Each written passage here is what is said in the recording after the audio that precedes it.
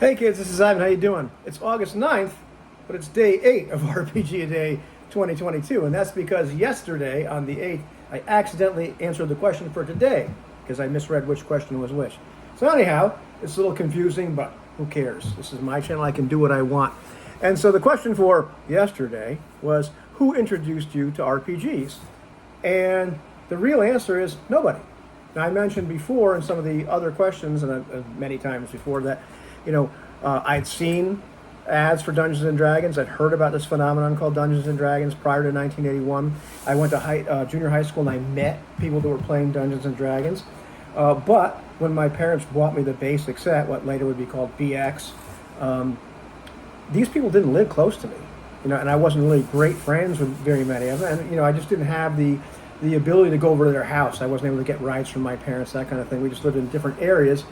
So, I got this book and I read it from cover to cover a few times. I think it's only 60 some odd pages and it's, big font and whatnot and easy to understand. And I figured, well, I can do this.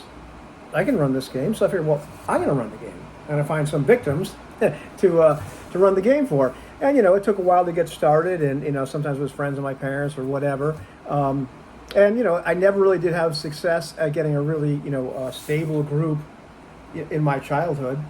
But I got started, and what started me was my ability to read and my ability to imagine, and enough chutzpah, if I can use that word. Just think I can do this.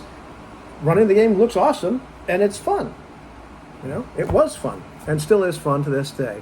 So, it was me. How about that?